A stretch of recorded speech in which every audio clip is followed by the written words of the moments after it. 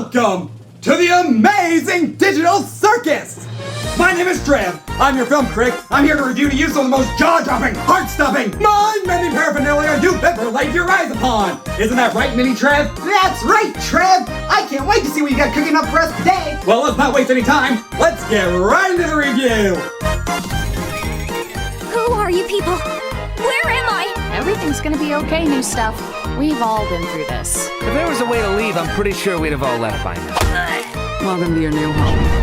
And your new body. A new home? What do you mean? You, my friend, stumbled into an incredible world of wonders where anything can happen! It's the Amazing Digital Circus, which is the collaboration between the indie animation company Glitch Productions and the creator of the series, Gooseworx. And for those of you who are unfamiliar with what this is an indie cartoon on YouTube about a girl who gets trapped in the crazy virtual world of Digital Circus, along with 5 other humans who are now subject to the whims of a wacky AI and their personal traumas. Now, I know a lot of you watching this are probably familiar with what this is, but I'm just saying that my general audience, people who come to watch reviews on the newest movies that are in theaters, probably don't have the slightest clue what this is, and to be honest, I didn't know what this was until like a couple months ago. But despite that, I of course heard the name Digital Circus going around because of its pilot episode, which was, and still is, one of the most popular things on the internet right now.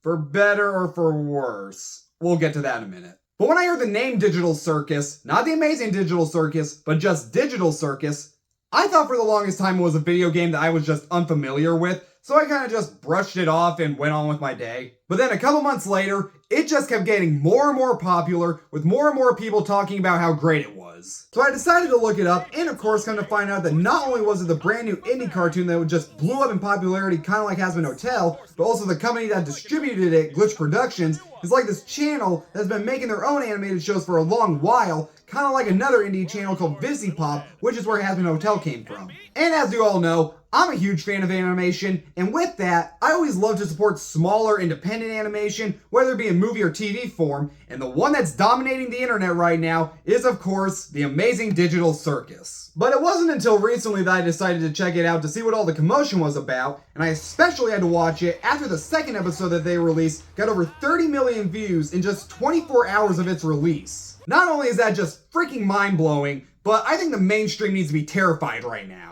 So after all the love and appreciation this show has just gotten from 2 episodes, I'm here to ask the question, is the Amazing Digital Circus a little overrated? People, look at what I'm wearing. I got sad little Pomni on my shirt. I got this at a Hot Topic, which, surprisingly, that was the first time I've ever been in one of those. Shocking, I know.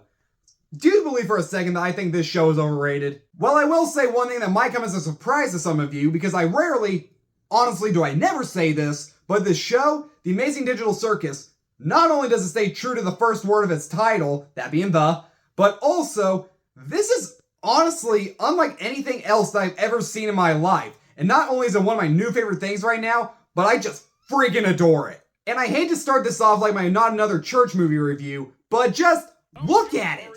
Look at it! Would you ever, in a million years, think that this came from a small group of indie animators online, and it will look this freaking incredible? I do mean it when I say that this might be, hands down, the best looking CG animated series I've ever seen in my life, and I have the utmost respect for everyone who had a hand in animating this show. Remember, animation is not easy. And the fact that people like Pop, or Glitch in this case, will go out and make full animated series that the mainstream can't touch, I just have nothing but the utmost respect for anyone who will go out and do that. But anyway, let's get into talking about these first 2 episodes. Right off the bat, I was immediately hooked from the start. From the start of the pilot, all we know about our lead is that she's in fact a human and that she has somehow been trapped into this digital world, there's no way for her to escape, and that it seems to be run by this goofy AI named Kane. Which, by the way, I don't know where they're going with this character, and I don't know if he'll become unlikable in the future episodes, but I'll just say right now, I love Kane. He just reminds me of me a little bit with how chaotic and goofy he could be, and I just love his design, which is teeth with eyeballs, and it's an all-around fun design. Also, his little bubble sidekick is really funny. An entire kingdom of candy sounds sticky. Very sticky indeed. Sounds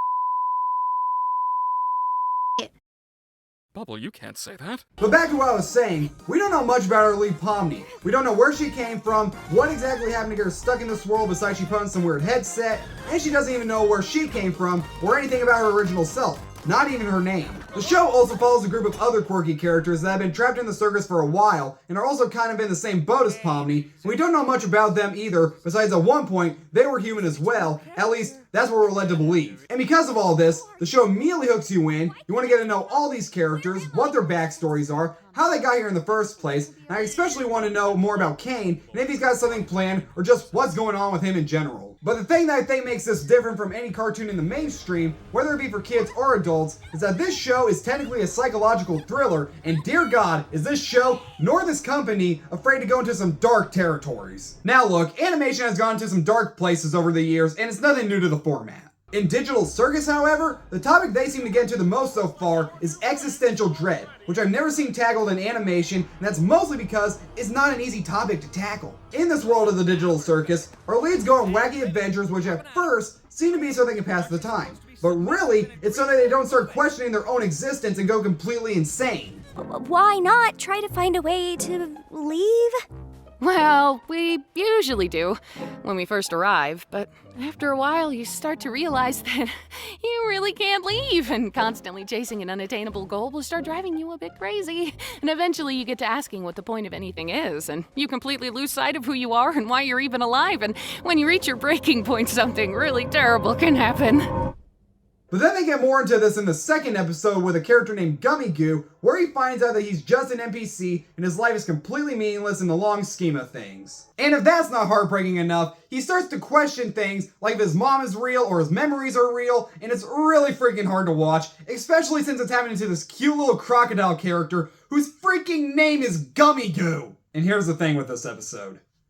I fully understand what that character is going through, for the most part. Look, I never like to bring my personal life onto this YouTube channel. I like this to be a place where we can have fun and just talk about movies, or in this case, TV shows, but I knew eventually I would have to talk about this. Okay, let's get this over with. So, some of you might recall last September that after my Expendables 4 review, I just kind of disappeared. You may also recall in that review, if you remember it that well, that there was one point where I just said, guys, everything's fine, it's just I didn't care about talking about this movie, and really, at the time, it was true. Cut to a few days later, and I just shut down. Like, I couldn't function one bit. Like, I couldn't eat. I couldn't sleep. I even had to call off work because I just shut down. And it's really because I got into some shit on the internet that really, really, really got to me. Made me question things that really got to me. And again, I just completely shut down. That's why you didn't hear from me for a while. I don't know exactly if I would say I went through existential dread. At points, it really felt like I did. And I'll actually be honest, there were points where I think I did. Because there were points where I would sleep, like I couldn't do anything. All I could do was sleep because that would have to make me think. But every time I slept during this time, every time I slept, like whatever I dreamed about, I thought was real. Like, it would just, my mind would play games with me, so I would like, wait, did that actually happen? Or wait, what's going on? And it just, I was so screwed up in the head for a while. That's why you didn't hear from me, besides maybe some shorts after a minute. And it got so bad that I couldn't even do anything for a few weeks. Like, they wouldn't allow me to drive, they wouldn't allow me to work, I couldn't even go see any movies. And it was really freaking rough.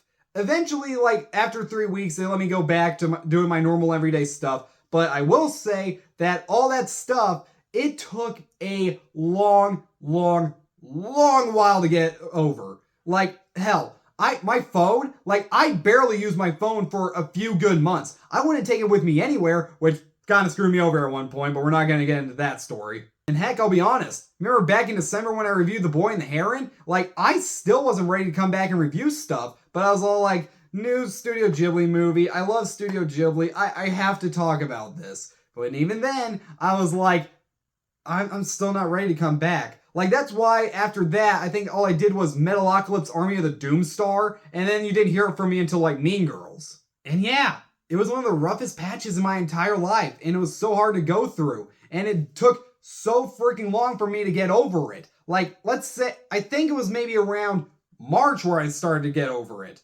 Yeah, that freaking long. Started at the end of September, went to March. It was rough. And I still, like, reviewed movies, and But like, again, I was still going through that stuff and it was hard. It really was. But just so you guys don't worry, I'm a lot better now, especially back from where I was last September. And I'm just hoping another experience like that never happens again or to anyone else. There's a little bit more to it, but I'm just glad to say that there is a show out there that depicts what it is like to go through that and the struggles of dealing with it. And even though this show goes into some very dark territories, as I mentioned, it's also really funny at the same time, and those moments really do help when the dark moments get to be a little bit too much. Oh, and that's another thing. Despite wanting to know where this series goes and what they do with these characters, I'm also really dreading it, especially after where they went with the second episode, because I just have a feeling that it's going to get so much worse from here, and I'm not looking forward to it one bit, but I also am at the same time. And so far,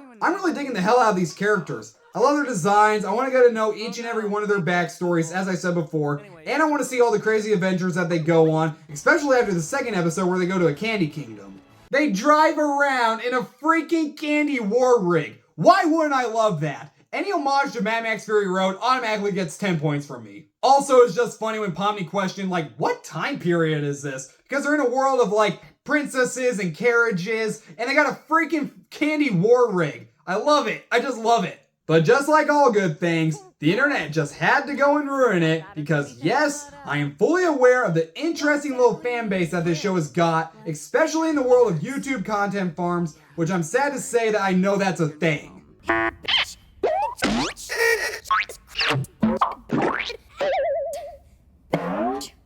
Oh my god.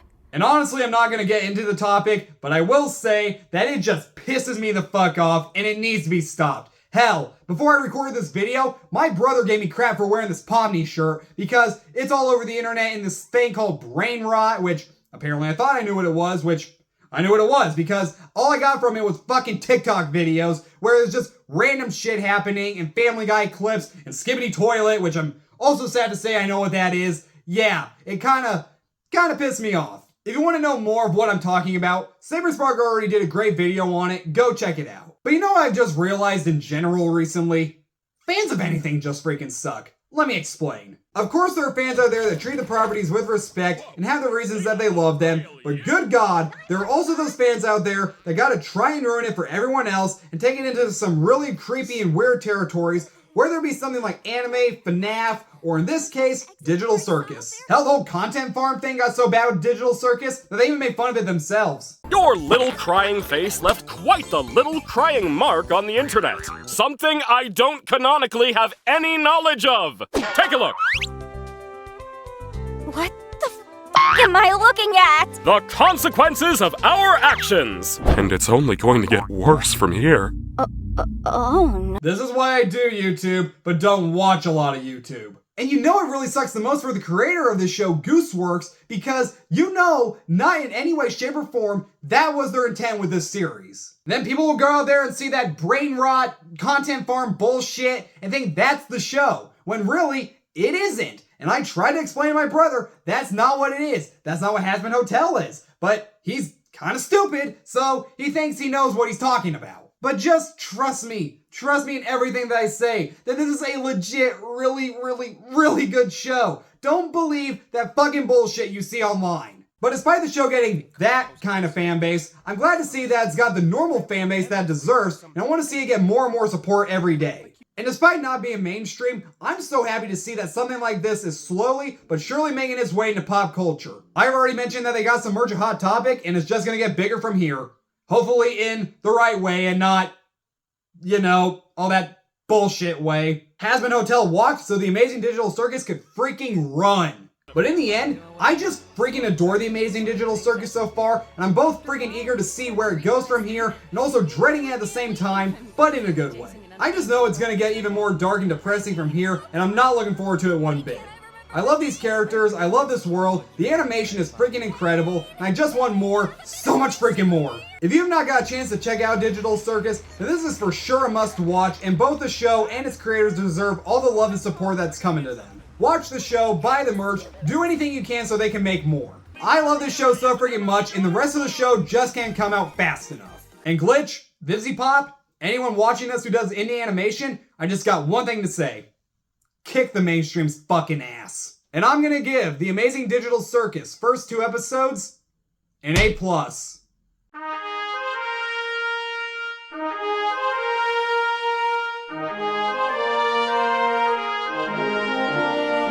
Oh, you know that little intro song they play at the beginning of the first episode? That shit is never gonna leave my head. Bingo and Super and Peanut too.